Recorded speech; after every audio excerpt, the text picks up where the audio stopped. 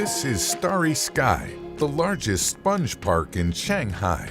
The whole park acts like a giant sponge, absorbing and collecting water when it rains for use when necessary. China has invested billions of dollars to build natural features in cities in response to flooding that has ravaged its towns and cities. Since June 2021, 24 provinces in China have experienced severe floods, with over 443 rivers affected. The country's unprecedented urbanization is part of the problem, besides climate change. Since 1990, the proportion of China's population living in cities has more than doubled.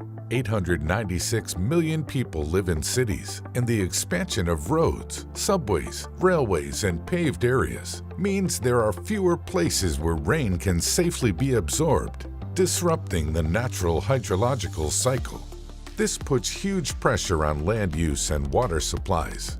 Today, 67% of China's population lives in flood-prone areas. To alleviate the problem, the government came up with the idea of sponge cities. Sponge cities are areas designed to soak up as much extra water as possible. To make cities spongier, a combination of storage tunnels, rain gardens, wetlands, and bioswales are built.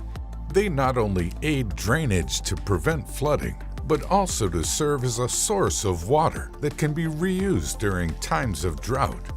China is planning to build 30 sponge cities across the country, hoping that 80% of its urban areas will be able to absorb and reuse at least 70% of rainwater by 2030.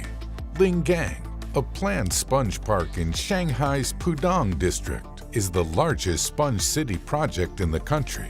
Roads have been renovated, and concrete sidewalks are replaced with water-absorbent bricks, allowing water to drain to the soil. Central reservations are used as rain gardens, filled with soil and plants. The artificial Dishui Lake helps control the flow of water, and buildings feature green rooftops and water tanks. Each sponge city is customized to its region. Wuhan, which is located along the Yangtze River, experienced massive flooding in 2016. It served as a wake-up call for the government.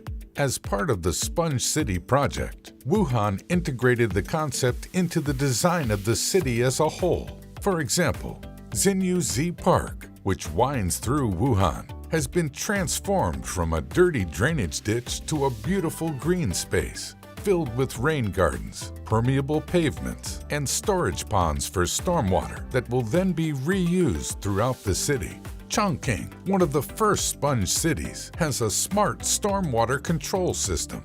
The system's embedded sensors will allow local officials to monitor their sewer and stormwater networks in real time. This will help the authorities mitigate the risk of flooding in the future. The system also calculates and reports how a sponge city performs against a set of key indicators. The city of Zhangjiao has invested over $80 million to redesign itself as a sponge city. It has built a drainage network that spans 3,207 miles, eliminating a total of 125 flooding points in the city. But in July 2021, torrential rain overwhelmed the flood defenses, bringing the city to a complete halt. According to experts, the storm that drowned Changjiao was more than any city's drainage system could handle. While sponge infrastructure is not a magical solution against urban flooding, it could be part of a more systematic and sustainable approach toward urban design in the future.